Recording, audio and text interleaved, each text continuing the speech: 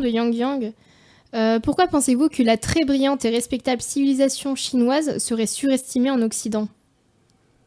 Mais alors là, ça peut faire l'objet d'une émission. Hein. C'est ce que j'appelle le complexe de Marco Polo. Écoutez, j'ai un peu étudié la question et franchement, tout est surestimé. Depuis l'ancienneté de la civilisation chinoise, qui est beaucoup moins. En fait, qui ne remonte pas au-delà de 800 avant Jésus-Christ, donc par rapport à la civilisation grecque qui remonte à Mycène, c'est très récent. Leur langue est primitive, elle est monosyllabique, leur système d'écriture est stupide. Enfin, je veux dire, si c'est un mot, un idéogramme, c'est complètement aberrant. Leur philosophie est inexistante. On va dire Confucius, ce sont des. Je veux dire, Confucius, c'est une philosophie peut-être très bien orientée, mais ça relève de la sagesse populaire, à peine mieux, quoi. Rien à voir, quoi. Bon, et alors, je termine simplement sur une anecdote. Je ferai peut-être une émission, une vidéo sur le sujet. Une anecdote. Je suis allé, lorsque j'ai fait le tour du monde en 2000, quelle année ? C'est 2005.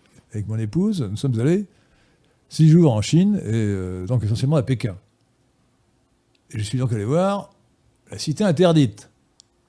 La cité interdite, c'est le palais des empereurs. Donc, mutatis mutandis, c'est l'équivalent du château de Louis XIV, à Versailles. Sachant d'ailleurs que Louis XIV n'était pas l'empereur d'Occident, il était simplement roi de France. Et honnêtement, soyons sérieux. Si Louis XIV avait vu les bâtiments de la cité interdite, il leur dit « Oui, c'était pas mal pour mon jardinier ». C'est à ce niveau-là, si vous voulez. C'est de l'architecture en bois. Donc c'est nul de chez nul. Et c'est même pire que ça, parce qu'on peut faire de belles choses avec l'architecture en bois.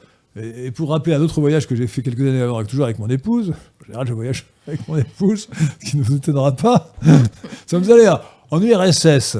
Donc c'était encore l'URSS, ça devait être en 1979. Et nous avons fait le voyage archéologique, comme on appelait ça pompeusement, organisé par l'Intourist à l'époque, le régime communiste soviétique. Nous sommes allés à Saint-Pétersbourg, qui s'appelait à l'époque Leningrad, et nous sommes allés au nord de Saint-Pétersbourg, ça devait être à 500 km au nord, ou 300 km au nord, visiter une église en bois perdue dans la nature. Et une merveille, cette église en bois du 15e ou 16e siècle. Je ne sais pas si vous l'avez visitée. Non. Elle est en Carélie, je crois. Ah. Et c'est une église en bois perdue dans la nature.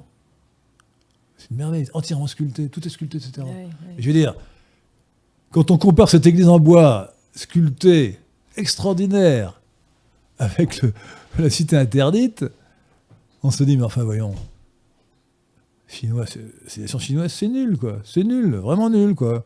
Alors là, je parle d'architecture, mais écoutez, le seul art où ils aient vraiment excellé, c'est la céramique. Mais la céramique, c'est la poterie.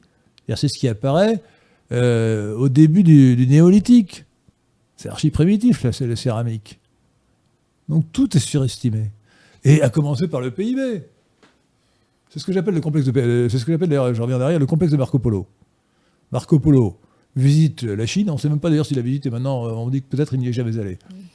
Et il fait une description magnifique de la Chine. Mais attendez, il était d'Italie du Nord. Mais l'Italie du Nord, dont il reste beaucoup de restes, du XIIIe siècle, l'époque de Marco Polo, c'est autre chose, la beauté de villes comme Sienne ou Florence, etc. Florence, c'est un peu plus tardif pour l'essentiel, mais Sienne en particulier, c'est autre chose que ce qu'on voit en Chine. Enfin, aucun rapport, quoi, aucun rapport. La Chine, d'ailleurs, a tout emprunté à l'Inde. Bon. Et donc, là, oui, alors, le PIB, je pense qu'il faut diviser le PIB officiel de la Chine par le facteur pi. Hein. C'est un PIB communiste. Donc les statistiques sont fausses. Oui. Tout est faux. Dans un pays communiste, tout est faux. À commencer par les chiffres. D'ailleurs, ce facteur pi, qui est fréquent d'ailleurs dans les statistiques, pi c'est 3, 14, 116. Hein, donc c'est pi pour dire, c'est une façon drôlatique de dire 3, quoi. Divisé par 3 si vous voulez, ou pi. On l'a constaté après l'effondrement de l'Union soviétique.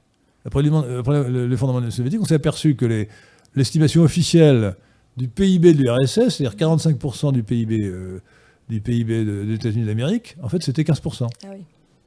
Le vrai PIB de l'URSS, c'était le tiers facteur pi de celui qu'on annonçait officiellement. Pour la Chine, c'est la même chose. Hein, moi, j'affirme que j'ai pas de preuve absolue, j'ai quand même un certain nombre d'indices que je pourrais développer qui vont dans ce sens. La Chine, c'est surestimé, mais énormément surestimé. Même le QI des Chinois est surestimé. Parce qu'on nous explique, comme les Chinois sont des primitifs prétentieux, ils nous expliquent qu'ils ont un QI de 105. Bon, Occident, 100.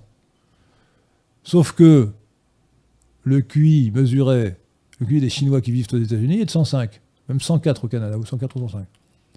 Or, il est évident que l'immigration chinoise aux États-Unis, au Canada, en Amérique du Nord, draine les plus éduqués, ceux qui vont faire des études universitaires, ceux qui viennent de l'ouest de la Chine, les parties les plus développées, donc ceux qui ont le QI le plus élevé. Donc, ça je parle sous le contrôle de Pierre Tirmont, selon toute probabilité, donc le QI des Chinois qui vivent en dehors de la Chine, et surtout en Amérique du Nord, doit être de 10 points supérieur à celui des Chinois. Donc si on fait cette estimation-là, et puisque c'est 105, c'est mesuré sans triche aux États-Unis, ben c'est 95 pour les Chinois de Chine. Voilà. Donc ils trichent même sur le QI. Voilà. Mais je pourrais développer ça longtemps et longuement. La Chine, c'est entièrement surestimé. Dans tous les domaines. Et l'Inde est sous-estimée, réciproquement. D'ailleurs, le bouddhisme, qui est la seule philosophie importante en Chine, a été entièrement emprunté à l'Inde, parce que vous savez que le fondateur du bouddhisme, en 5e siècle avant Jésus-Christ, Sakyamuni, Gautama, était un Indien de race caucasoïde, un prince indien de la caste des Kshatriyas. Voilà. Et pas du tout un Chinois. Est-ce que vous avez une opinion différente sur la Chine? Non, ça je vous laisse...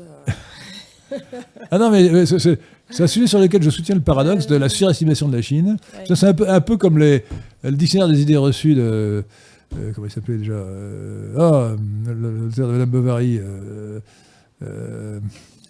Flaubert, Gustave Flaubert. Le dictionnaire des idées reçues parlait de la Chine, fantastique. La Chine, c'est la deuxième puissance mondiale, bientôt la première, etc. Bidon. En plus, le pays s'écroule parce qu'ils n'ont plus d'enfants, ils ont des vieillards. Donc, vraiment, non. Surestimé, surfait. La Chine est surfaite.